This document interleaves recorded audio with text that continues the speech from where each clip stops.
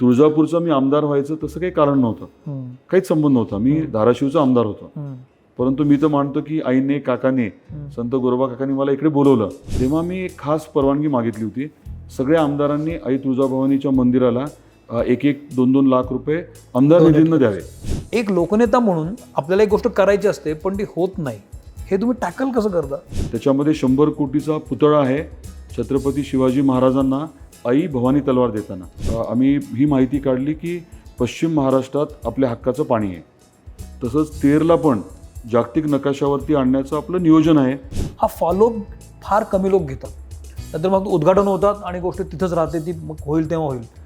परंतु दुर्दैवाने ठाकरे सरकारने जो राज्याचा हिस्सा असतो 1 रुपया दिला नाही. मी आत्ता सरांना भेटायच्या आधी त्यांचं जरा चौकशी करत होतो, तर त्यांच्या 2 मुलांची नावं मला फार आवडली, मेघ आणि मल्हार. धाराशिवपर्यंत उद्योजक का येईल जोपर्यंत आपण आपली राजकीय ताकद योग्य पद्धतीने वापरत नाही.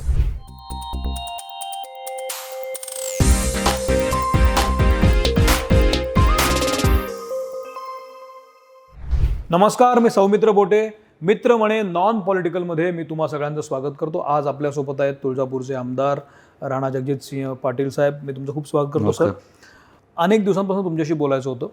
याची 2 कारणं आहेत. जेव्हा मी इथं आता धाराशिवमध्ये आलो आणि आता आपण बोलतोय, तेव्हा आपण जेव्हा रेकी करतो की कसं आहे साहेब, काय कशा पद्धतीचं कॅरेक्टर आहे, व्यक्तिमत्व कसं आहे, तर एकतर पीक विमा योजना, पीक विम्यासाठी तुम्ही खूप काम करताय, पाण्यासाठी काम करताय, रोजगारासाठी काम करताय, हॉस्पिटल्स चांगल्या पद्धतीनं डेव्हलप झाली आहेत, सर्व स्तरावर काम होताना दिसते.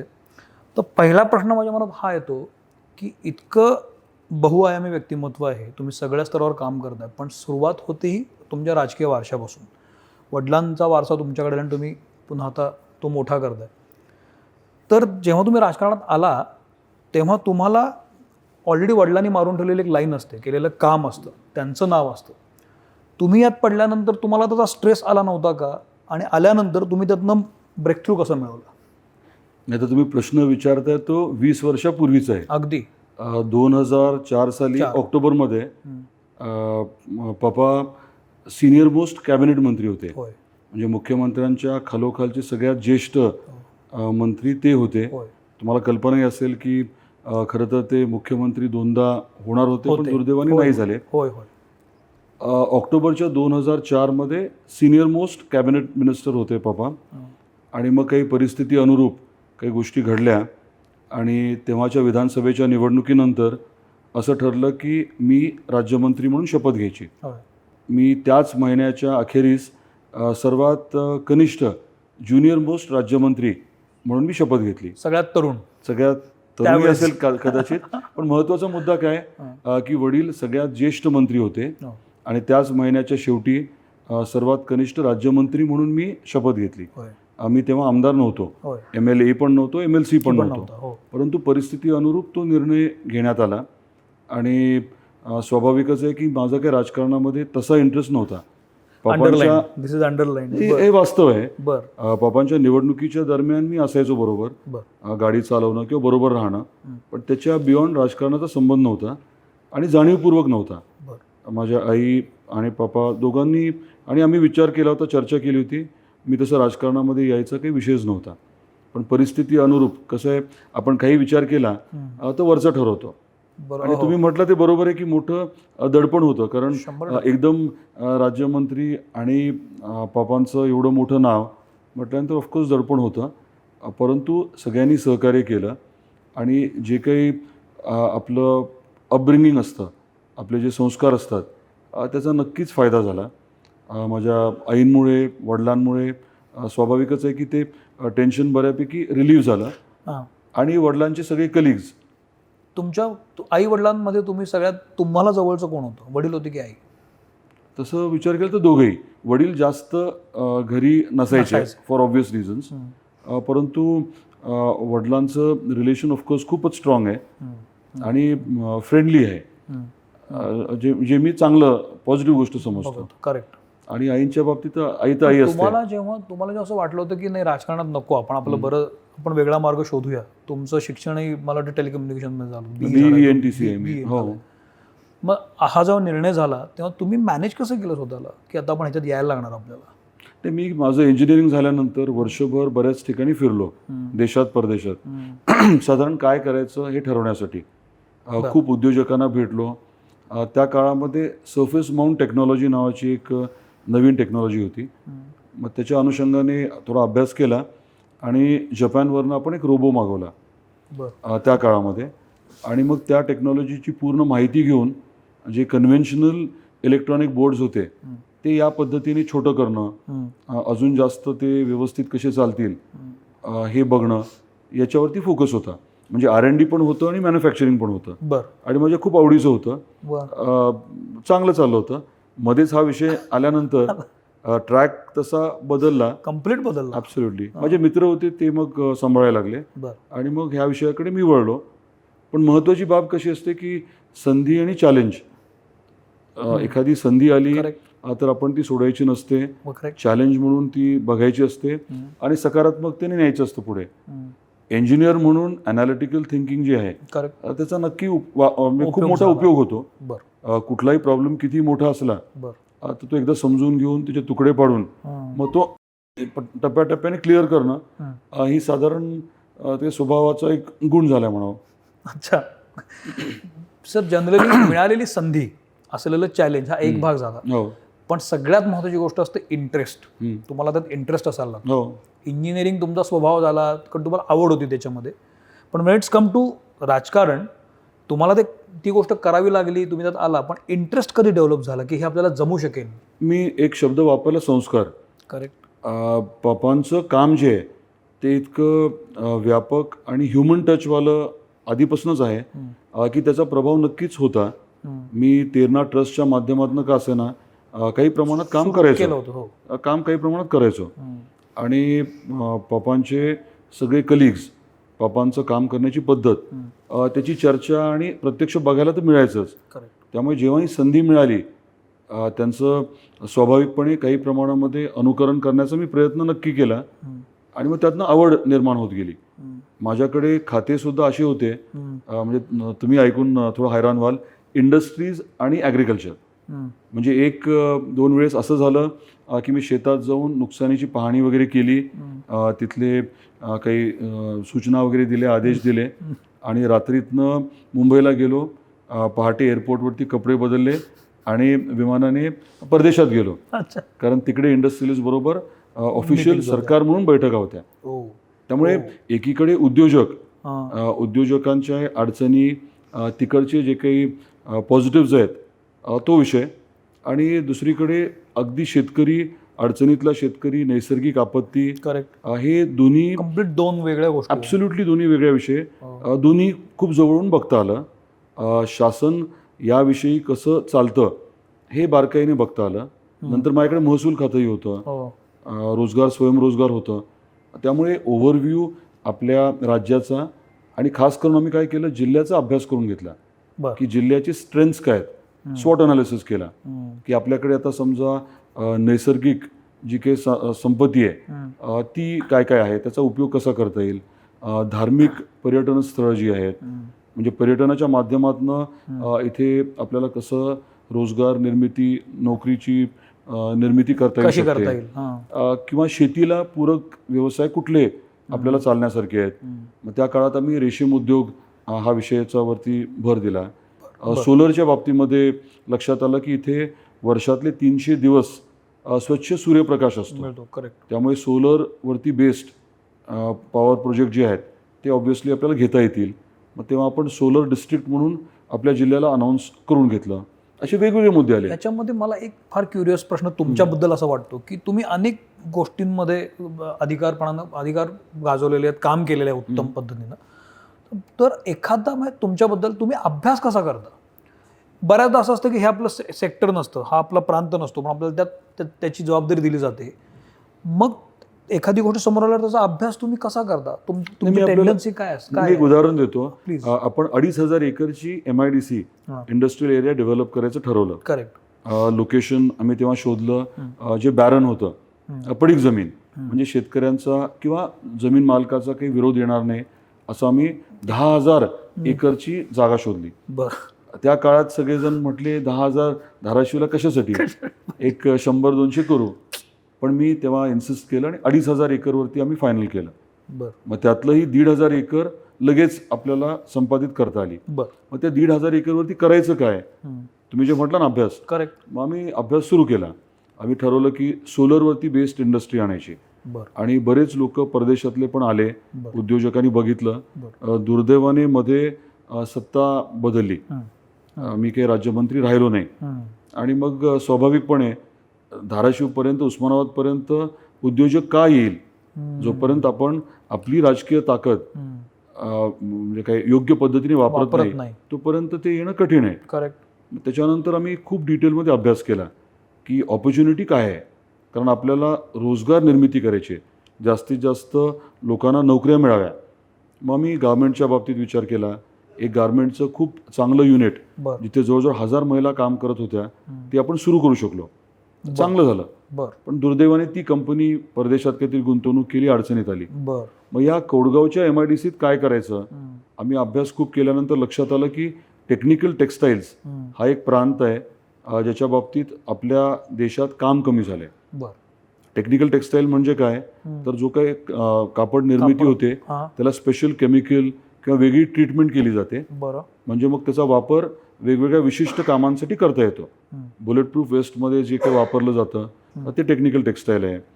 किंवा मल्चिंग पेपर जो शेतीत वापरतात, किंवा शेततळ्याच्या अस्तरीकरणासाठी जे वापरतात. डिफेन्समध्ये तर आहेत स्कोप, स्पेसमध्ये आहे. अगदी स्पोर्ट्सवेअर जे असतं, क्रिकेटर्स जे कपडे घालतात ते देखील टेक्निकल टेक्सटाईल आहे. आता आपण बसलोय, हा कपडा जो आहे त्यालाही ट्रीटमेंट केली की हे टेक्निकल टेक्सटाईल होतं. आपण टेक्निकल टेक्सटाईलमध्ये केलं पाहिजे हे जे शोधणं आहे ना, हे तुमची कशी टीम शोधली, तुमची काही सिस्टीम लावून ठेवली का तुम्ही याबद्दल? तुमची काही टीम अशी थिंक टँक आहे का? आम्ही बऱ्याच विषयांवरती अभ्यास करत होतो. मी आता तिथे खरं तर लेदरचं SEZ करायचं ठरवलं होतं. आमच्याकडे हाईड्स आणि स्किन्सचा चामड्याचा बाजार येडशीला होता आणि आम्ही ठरवलं होतं की मग तेच चामड्यावरती प्रक्रिया करून उद्योग करायचा. मी खरं तर त्या भागातल्या शेतकऱ्यांना चेन्नईलाही पाठवलं होतं. तिथलं युनिट बघा. लोकांचा समज काय होता की खूप वास येईल, पोल्युशन वगैरे. मी एक्सप्लेन केलं की तसं काही नाही आहे. टाटाचं युनिट मध्य प्रदेशमध्ये पण देवासला आहे. एकदम सुंदर युनिट आहे, बाहेर काही लक्षात येत नाही, पण समोर लोकांना तेवढं ते योग्य नाही वाटलं. आम्ही 2-3 वेगवेगळ्या गोष्टी केल्या. फायरवर्क्सच्या बाबतीत आम्ही केलं. फटाका उद्योग तेरखेड्याला. मी चायनाला लोक पाठवले होते, म्हणजे आपले इथले उद्योजकांना चायनाला पाठवलं होतं. पण दुर्दैवाने त्यांना तेवढा तो इंटरेस्ट. तुम्ही हे टॅकल कसं करता? म्हणजे आता अगदी सहज पडलेलं प्रश्न की तुम्ही एखादी गोष्ट करण्यासाठी त्यांना पुढे पाठवता, बाहेर पाठवता, ते परत आणि मग समोर ते होत नाही. त्याला अनेक कारणं असतात. एक लोकनेता म्हणून आपल्याला एक गोष्ट करायची असते पण ती होत नाही, हे तुम्ही टॅकल कसं करता? कसं आहे, प्रयत्न तर आपण करायचेच असतात. प्रयत्नानंतर यश मिळतं नाही मिळत हा वेगळा मुद्दा आहे. आणि प्रयत्न करताना नियोजनबद्ध पाहिजे. पहिलं तर मला विषय माहिती पाहिजे, मी तुम्हाला मग कन्व्हिन्स करायला हवा, आणि मग त्याला लागणारं जे काही वेरविथॉल आहे ते. आता देवेंद्रजींनी 2019 मध्ये मुख्यमंत्री असताना टेक्निकल टेक्सटाईल पार्क हा विषय जो आहे तो अगदी योग्य आहे सांगून धाराशिवला आल्यानंतर त्यांनी अनाऊन्स केलं. लगेच MIDCच्या CEOला माझ्या पत्रावरती त्यांनी रिमार्क्स दिले आणि KPMGला काम दिलं. KPMGने त्याचं बेसिक DPR तयार केला. मध्ये 2 वर्ष सरकार आपलं नव्हतं. मी प्रयत्न केला पण ठाकरे सरकारच्या काळात काहीच झालं नाही.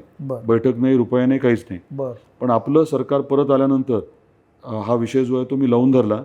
आणि उदयजी सामंत आपले जे उद्योगमंत्री आहेत त्यांनी विधानसभेमध्ये अनाऊन्स केलं की MIDCच हे टेक्निकल टेक्सटाईल पार्क धाराशिवला करेल आणि हे देशातलं पहिलं स्वतंत्र टेक्निकल टेक्सटाईल पार्क होणार आहे.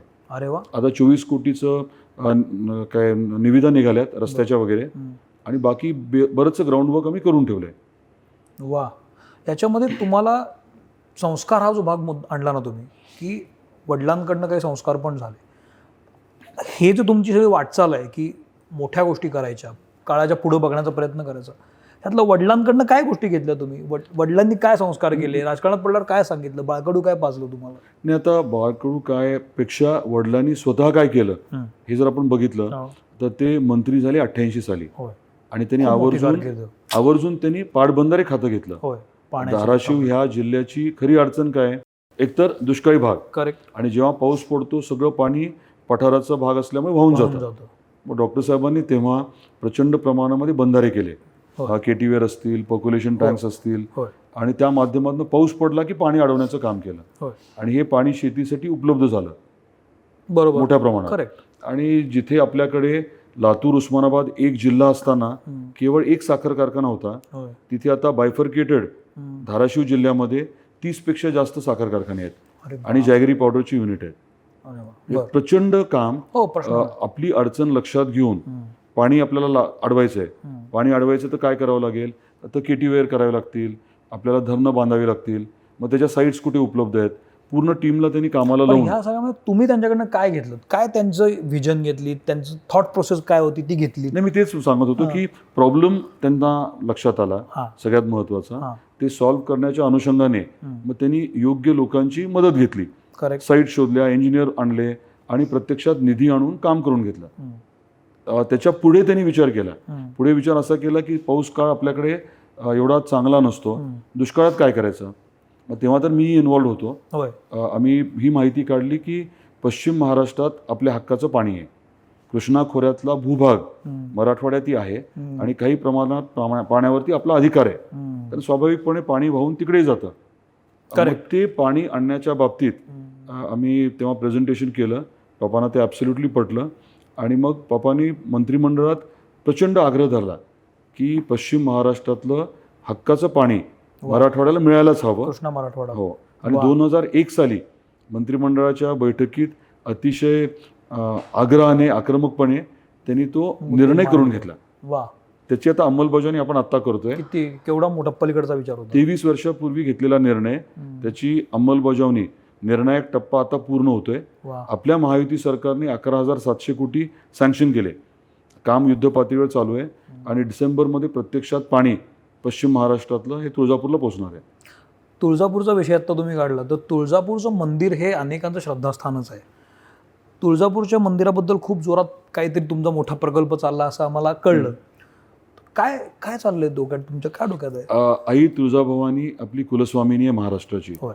प्रत्येकाला नितांत आदर आहे आणि तिथे गेल्यानंतर आपल्याला ऊर्जा मिळते, हे निर्विवाद सत्य आहे. हा इंटरव्ह्यू झाल्यावर आम्ही पण जाणार आहे तिकडे. एक्झॅक्टली. तर मी जेव्हा राज्यमंत्री झालो, पहिल्यांदा जेव्हा धाराशिवला आलो तेव्हा ऑफिशियल व्हिजिट होती, मंदिरात दर्शन. मग तेव्हा कलेक्टर, SP, CO सगळे होते. एकदा दर्शन झाल्यानंतर पहिल्यांदा मी तो पूर्ण भाग जो आहे तो 2004 साली बघितला. 2004 मध्ये. एरवी दर्शन म्हणजे आपण डायरेक्टली जाणार, दर्शन घेणार आणि बाहेर पडणार. पण राज्यमंत्री झाल्यानंतर पहिल्यांदा मी तो पूर्ण भाग व्हिजिट बघितला आणि तत्कालीन कलेक्टरना विकास आराखडा मंदिराचा करायला सांगितला 2004 साली. मग त्याच्यावरती काम केलं आणि 2005 साली मी तत्कालीन मुख्यमंत्री विलासरावजी देशमुख साहेबांना तो आराखडा दाखवला. त्यांनी खूप अप्रिशिएट केला आणि 2005-06 मध्ये तो आराखडा जो आहे तो इन प्रिन्सिपल आपल्याला सँक्शन झाला. पण टप्प्याटप्प्याने मग विषय जे आहेत ते काही वेगवेगळ्या कारणामुळे झाले नाही. आणि आता जर तुम्ही बघितलं तर दुर्दैवाने आईच्या मंदिराकडे जात असताना एकही कमान नाही आहे. मंदिराकडे आपण गेलो तर बऱ्याच गोष्टींचा अभाव दिसतोय. अगदी इन्फ्रास्ट्रक्चरचाच अभाव, म्हणजे गाडी पार्किंग पासून अनेक विषय आहेत. मग आपण काय केलं, मी इथे आमदार झाल्यानंतर काही विषय आपण हाताळायला सुरुवात केली. बरेच कन्सल्टंट बोलवले, त्यांना काही आयडियाज द्या म्हटलं. याच्या मधल्या काळामध्ये मी म्हणजे काही इथला आमदार नव्हतो तुळजापूरचा, MLC होतो. तेव्हा मी एक खास परवानगी मागितली होती. सगळ्या आमदारांनी आई तुळजाभवानीच्या मंदिराला 1-2 लाख रुपये आमदार निधीनं द्यावे. स्पेशल केस आपण परमिशन तेव्हा घेतली होती आणि काही निधी उपलब्ध करून मंदिर ट्रस्टला आमदार निधीतला पैसा उपलब्ध करून दिला होता. म्हणजे हे स्पेशल केस केली होती तेव्हा. मला वाटतं जयंत पाटील साहेब वित्तमंत्री होते, त्यांची स्पेशल परमिशन घेऊन केलं होतं. कधीची गोष्ट आहे साधारण? ही साधारण 8, 9, 10ची असेल. आणि मग सगळ्या आमदारांना, MLA आणि MLCजना स्पेशल केस म्हणून आई तुळजाभवानीच्या मंदिराच्या विकासासाठी निधी असं आपण करून घेतलं होतं. मूळ मुद्दा काय होता की तुळजापूरचा आमदार झाल्यानंतर मी ऑटोमॅटिकली विश्वस्ती झालो मंदिर ट्रस्टचा. आणि असं लक्षात आलं की कामं काही केलेली आहेत, काही चांगली आहेत, पण बरीचशी कामं सुमार दर्जाची आहेत. आणि तुकड्या तुकड्याने आहेत, असं पूर्ण प्लॅनिंग नाही आहे. एकाने एक ठरवलं, काहीतरी केलं, मग दुसऱ्याने दुसरं केलं. त्यामुळे आपण इंटिग्रेटेड डेव्हलपमेंट प्लॅन करायचं ठरवलं आणि एक प्लॅन आपण तयार करून घेतला. त्याचं प्रेझेंटेशन केलं आणि लक्षात आलं की त्याच्यात बऱ्याच उणीवा आहेत. त्याच्यानंतर आपण एक आयडिया कॉम्पिटिशन घेतलं. PWD डिपार्टमेंटच्या माध्यमातून आयडिया कॉम्पिटिशन घेतलं. लोकांना विचारलं काय काय पाहिजे, भाविकांना विचारलं, नागरिकांना विचारलं, व्यापाऱ्यांना विचारलं आणि एक प्रारूप तयार करून मी स्वतःच मंदिराच्या तिथे मोठी स्क्रीन लावून प्रेझेंटेशन केलं. आणि मग लोकांना म्हटलं की ह्याच्यावरती तुमचं मत सांगा. मग त्याच्यावरती काही आक्षेप लोकांनी घेतले, काही चांगल्या सूचना दिल्या, त्या अंतर्भूत करून परत एकदा आपण प्रेझेंटेशन दिलं आणि आता ते फायनल करून HPC कडे गेले. चीफ सेक्रेटरींच्या लेवलची ती कमिटी आहे, तिथे मान्यता होऊन पुढचं होईल. इन द मीन टाईम गेल्या वर्षी 2023मध्ये छत्रपती संभाजीनगरला मंत्रिमंडळाची बैठक झाली होती आणि त्या बैठकीमध्ये आपण हा विषय ठेवायला लावला आणि मंत्रिमंडळाने त्याला तत्वतः मान्यता दिली, साधारण 1300 कोटीच्या प्रकल्पाला. अरे वा. परंतु आत्ता त्याची साईज जवळजवळ 2000 कोटी झाली आहे. त्याच्यामध्ये 100 कोटीचा पुतळा आहे छत्रपती शिवाजी महाराजांना आई भवानी तलवार देताना, 108 फीटचा.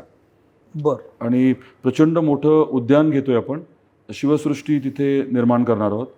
त्याच्या व्यतिरिक्त मग भक्तनिवास आणि इतर गोष्टी आहेत. आपलं लॉजिक असं आहे की जसं अयोध्येचा आता आपण विकास बघतोय, उज्जैनचा किंवा वाराणसीचा, तिरुपतीचा टप्प्याटप्प्याने आपण बघितला, त्या पद्धतीने तुळजापूरला येऊन भाविक थांबावा. जुनी पद्धत अशी होती की भाविक आल्यानंतर 2 दिवस थांबायचे. पुरणपोळीचा प्रसाद असायचा, दही भाताचा असायचा, मटणाचा असायचा. ती पद्धत आपल्याला परत आणायची. आलेला भाविक 2-3 दिवस राहावा, त्या अनुषंगाने आपल्याला डेव्हलपमेंट इकोसिस्टम करायचं आहे. आणि त्याची दुसरी बाजू ही आहे की अर्थव्यवस्थेला प्रचंड बळकटी मिळेल. 100%. आता तिरुपतीमध्ये सांगितलं जातं की 61,000 लोकांना प्रत्यक्ष अप्रत्यक्ष रोजगार मिळालाय. जेवण बनवणं, वाढणं, स्वच्छता, सुरक्षा, वाहनं वगैरे वगैरे. तर त्या धर्तीवरती आपलं टार्गेट आहे एक 10,000 तरी रोजगार तुळजापूरच्या या विकासाच्या माध्यमातून नव्याने नवीन रोजगार, नवीन नोकरीची संधी उपलब्ध व्हावी, या अनुषंगाने नियोजन चाललंय. तिथे आपण आता स्किल्सची युनिव्हर्सिटी, स्वतंत्र विद्यापीठ करण्याचंही नियोजित केलंय. मल्टी स्पेशालिटी हॉस्पिटलचा विषय आणि महत्त्वाचं म्हणजे रेल्वे आता येणार आहे. तो मुद्दा बोलणार होतो मी. रेल्वेचा इतका महत्त्वाचा मुद्दा आहे. 2014मध्ये नरेंद्र मोदी साहेब पंतप्रधान असताना इथे तुळजापूरला आले होते प्रचार सभेसाठी. ते साधारण 15 मिनिट बोलले असतील. त्यातल्या निम्मापेक्षा जास्त वेळ आईचं मंदिर, तिथला विकास आणि रेल्वे आल्यानंतर इथे अर्थकारणाला किती चालना मिळेल हे त्यांनी आवर्जून सांगितलं होतं. 2019मध्ये त्यांनी भूमिपूजन केलं सोलापूरला ऑनलाईन. परंतु दुर्दैवाने ठाकरे सरकारने जो राज्याचा हिस्सा असतो 1 रुपया दिला नाही. 2.5 वर्ष प्रकल्प तो पेंडिंग पडला. मी खूप प्रयत्न केले. आपले तत्कालीन जे मंत्री होते अनिल परब साहेब, त्यांच्या विरुद्ध मी हक्कभंग मांडला विधानसभेत, पण तरी त्यांनी शेवटपर्यंत रुपया दिला नाही.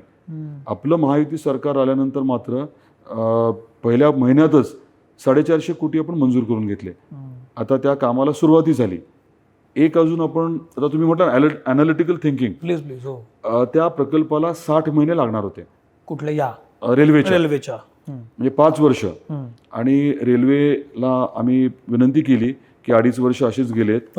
खुद्द मोदी साहेबांनी 19मध्ये भूमिपूजन केले, काहीतरी मार्ग आम्हाला काढून द्या. मग शेवटी तज्ज्ञांबरोबर चर्चा करून एक चांगला मार्ग आम्हाला काढता आला. काम एकाला देण्याच्या ऐवजी आम्ही 3 तुकडे केले. म्हणजे सोलापूर ते तुळजापूर, त्याच्यानंतर एक बोगद्याचं काम आणि तुळजापूर ते धाराशिव. आणि जो कालावधी 60 महिन्याचा होता तो आता आम्ही 30 महिन्याचा केला. म्हणजे हे एवढा फरक पडू शकतो? इतका फरक पडला. वा. आणि आनंदाची बाब ही आहे की आता काम सुरू झालंय, चांगल्या गतीने काम चालू आहे आणि आमचं टार्गेट 30 महिन्याचं पूर्ण होईल असं वाटतं. तुमची कारकीर्द खूप इंटरेस्टिंगच आहे आणि असं वरवर वाटतं की राजकीय वारसा मोठा लाभल्यामुळे तुम्हाला खऱ्या गोष्टी सोप्या बनत गेल्या, प्लस शिक्षणाचा भाग होता त्यामुळे तुम्ही त्यात येत गेला. पण ही सगळी वाटचाल निश्चितच सोपी नसणार आहे. इंडिव्हिज्युअली राणा सर म्हणून तुम्हाला कधीतरी घरी गेल्यावर झोपताना वाटलं तर त्याला हे खूप चॅलेंजिंग आहे, कसं टॅकल करायचं आपण, असे काहीतरी क्लिष्ट मनात प्रश्न येत असेल. तुम्ही माणूस आहात असा कुठला फॅक्टर होता का की हे करताना मला खूप कस लागला की हे कसं करायचं आणि तुम्ही ते करून दाखवलं? तुम्ही म्हटला तो विषय खरं मी बोलणार नव्हतो, पण सांगतो. प्लीज. 2004 मध्ये जेव्हा मी राज्यमंत्री म्हणून शपथ घेतली, तो सगळ्यात असा भयानक काळ होता. लोकांना वाटेल हे काय म्हणतोय, मग आमदार नसताना मंत्री झाला. परंतु अनेक अनेक अडचणी होत्या आणि खूप जशा सारे राजकीय विषय वेगवेगळे होते. बरं. अनेकांनी वडिलांवरती वार केले होते लपून छपून, हो. आणि ते सगळं टॅकल करणं गरजेचं होतं. होय. राजकीय दृष्ट्या पण बऱ्याच अडचणी आल्या, पॉलिटिकली प्रॉब्लेम आलेले होते. ते एक एक रिझॉल्व्ह करत, म्हणजे हा पूर्ण काळ जो आहे तो संघर्षाचाच होता. जरी लोकांना वाटत असलं की नाही मंत्री होता आणि काय फरक, त्याला काय अडचण होती, पण तो पूर्ण संघर्ष होता. म्हणजे अगदी जिल्हा परिषद, DCC बँकेपासनं एक एक विषय परत आम्हाला ताब्यात आणावा लागला आणि जे काही प्रॉब्लेम्स होते ते खूप ताकदीने सॉल्व्ह करावे लागले. वेगळा मुद्दा सांगतो. कोविडच्या काळामध्ये, कोरोनाच्या पिरियडमध्ये सुरुवातीला सगळेच संभ्रमात होते, पण एकदा लक्षात आलं की आपण कडं करू शकतो. मग आम्ही काही आमचं गाव, मतदारसंघ असा विचार नाही केला. आम्ही सगळ्यांनी जिल्हा म्हणून विचार केला. अरे वा. पूर्ण जिल्ह्यात सॅनिटायझर, मास्क, जे काही औषधं देणं शक्य आहे, आमच्या सर्व सहकाऱ्यांनी मिळून पूर्ण जिल्ह्यातही केलं. म्हणजे तुम्ही कुठल्याही गावात जाऊन विचारलं की कोविडच्या काळामध्ये हे सॅनिटायझर, मास्क किंवा अशा गोष्टी कुठून आल्या, किंवा मग ऑक्सिजनचा विषय असेल, आपण एक इथे हॉस्पिटल पण मेकशिफ्ट लगेच सुरू केलं होतं. तो चॅलेंजिंग पार्टमध्ये फेसबुकवरती फोटो जायचे ना, माझे मित्र, नातेवाईक भयानक चिडून मला बोलायचे. पण वास्तव काय होतं की ती आपली जबाबदारी असते. खरी गोष्ट आहे. हो. त्यामुळे तुम्ही म्हटलं तसं मी कंटाळा, हे कुठनं काय करतोय हे शक्यतो होत नाही. आणि लोकांचे चेहरे जे असतात ना, ती आपुलकी जी असते ती खरं ऊर्जा देते. म्हणजे हे वास्तव आहे. फॅक्ट आहे. तुळजापूरचा मी आमदार व्हायचं तसं काही कारण नव्हतं, काहीच संबंध नव्हता. मी धाराशिवचा आमदार होतो, परंतु मी तर मानतो की आईने, काकाने, संत गोरोबा काकांनी मला इकडे बोलवलं, असं मी मानतो. आणि अनेक गोष्टी ज्या आता आपण करू शकतोय ते माझं भाग्य समजतो. मी करू शकण्यावरनं मला वाटलं तुमच्यातली मला क्वालिटी काय वाटते माहिती आहे का सर, फॉलोअप घेता तुम्ही एखाद्या गोष्टीचा फॉलोअप. मग शेतकऱ्यांना पीक विमा असू दे किंवा ही तुळजापूरचा फॉलोअप असू दे, 20 वर्षापासूनचं चाललंय सगळं. रेल्वेचं फॉलोअप असू दे, हा फॉलोअप फार कमी लोक घेतात. नंतर मग उद्घाटन होतात आणि गोष्ट तिथंच राहते, ती मग होईल तेव्हा होईल. फॉलोअप घ्यायचं कुठून आलं तुम्ही डोक्यामध्ये? आमच्या पत्रकारितेमध्ये असं म्हणतात की एखादी बातमी करून चालत नाही, त्याचा फॉलोअप घ्यायला लागतो की ते तडीस गेले की नाही प्रकरण. बरोबर. तुमच्यामध्ये हा स्वभाव कुठून आला?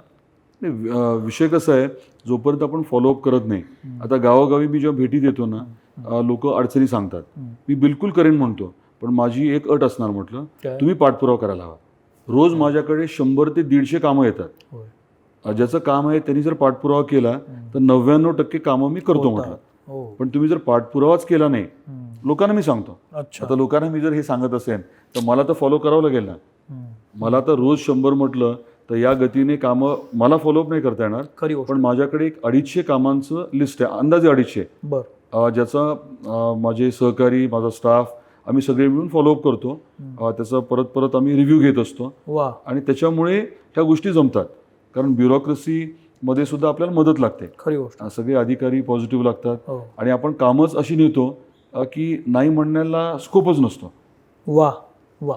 मी आत्ता सरांना भेटायच्या आधी त्यांचं जरा चौकशी करत होतो, तर त्यांच्या 2 मुलांची नावं मला फार आवडली, मेघ आणि मल्हार. तर मी म्हटलं अरे मेघ मल्हार हे रागाचं नाव आहे, तर इतकी छान नावं मी पहिल्यांदाच बघितली कोणाची तरी. तर काय तुम्हाला गाणी ऐकायला आवडतात, संगीताची काय तुम्हाला जाण आहे, घरी काय संगीत खूप ऐकलं जातं, ही नावं कशी काय? आवडतं, गाणं आवडतात, तेवढ्यापुरतं मर्यादित, काय फार त्यातलं ज्ञान आहे असं नाही.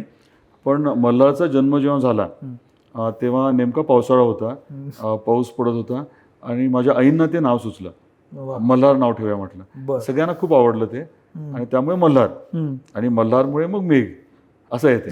अरे वा. बर.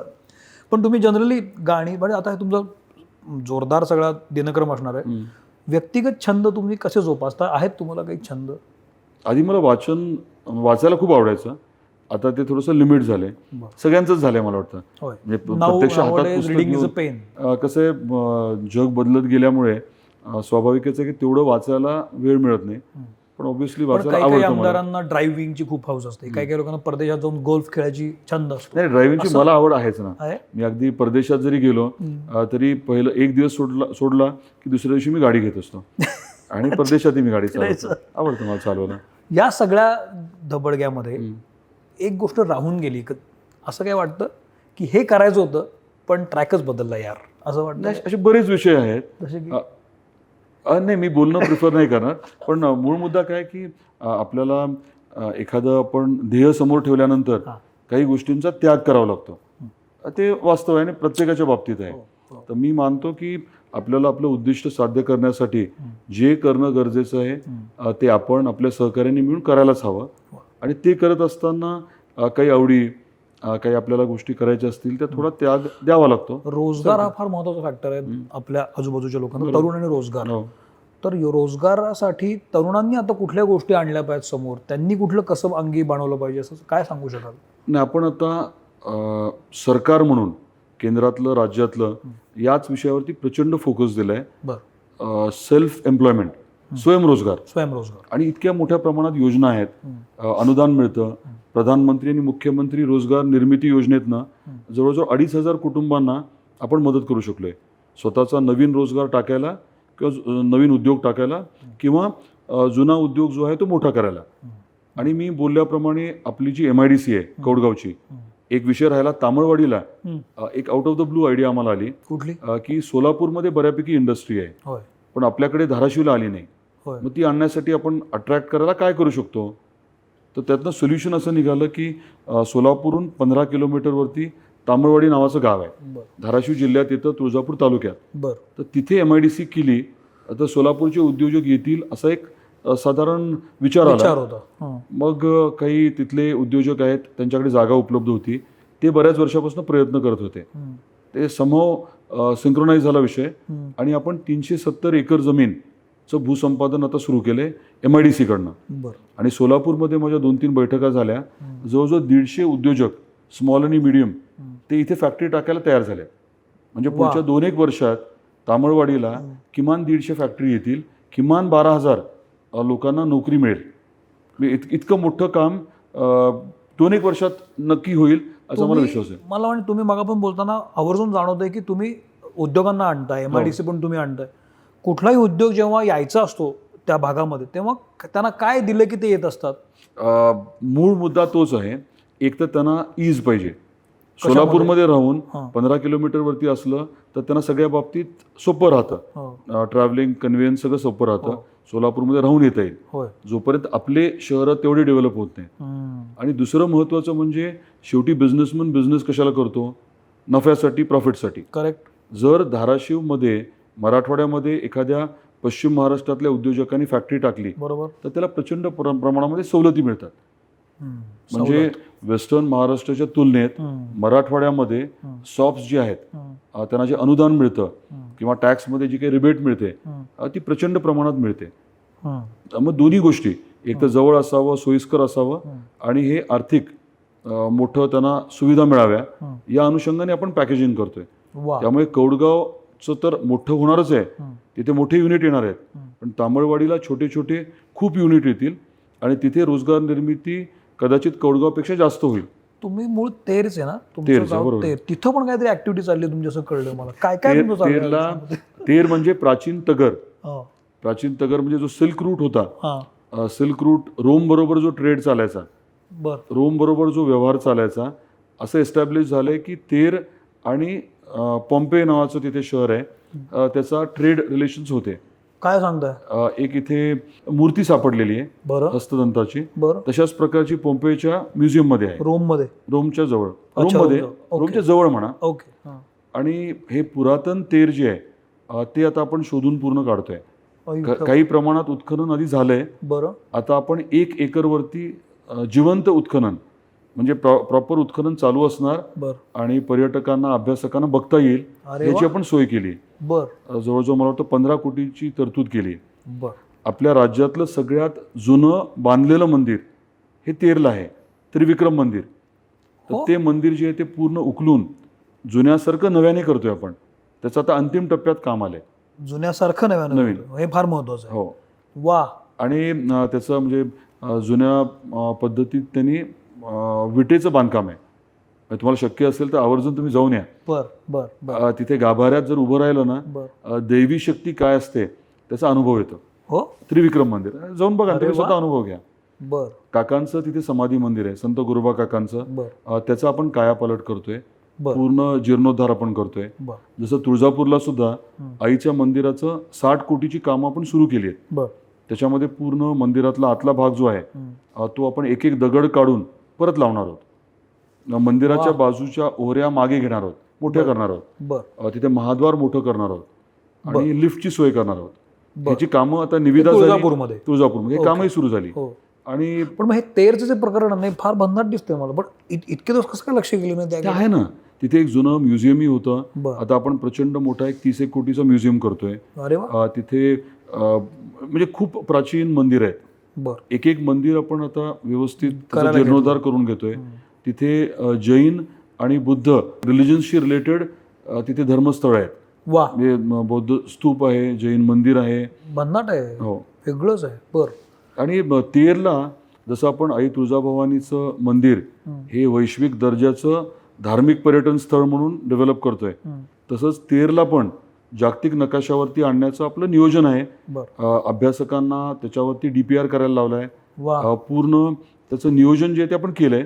आता जसा टप्प्याटप्प्याने निधी उपलब्ध होईल तसं ते डेव्हलपमेंट होईल आणि तेर तुळजापूर जोडण्याची आपण सोय केली आहे. साधारण 300 कोटीचा रस्ता, पूर्ण सिमेंट कॉन्क्रीटचा रस्ता. म्हणजे उद्या तुळजापूरला आलेले भाविक तिकडे जाऊ तेरची माहिती असली तर तेरला बिलकुल येतील. हेही आपण प्लॅन केलंय. वा त्याला पैसे म्हणजे त्याचं टेंडरही झालंय, कामही आता सुरू झालं असेल. वा मला फार छान वाटलं तुमच्याशी बोलून. म्हणजे आजवर मला फक्त तुमचं एकूण हॉस्पिटल, शिक्षण, रोजगार, पीक विमा याबद्दल मी ऐकलं होतं, पण तुमचं एकूण तुमच्याशी बोलल्यावर मला हे लक्षात येतं की तुकडे पाडून काम करणं जे आहे, एखादी गोष्टीच्या खोलीमध्ये जायचं आणि मग त्यातून साकारायचं, हे मला विशेष आवडलं सर. वेळात वेळ काढून तुम्ही मित्रमणे सोबत बोलला त्याबद्दल मला खरंच बरं वाटलं.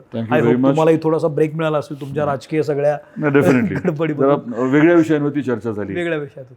तर तुम्ही आलात आणि बोलला त्याबद्दल आमच्याकडून एक छोटीशी भेट.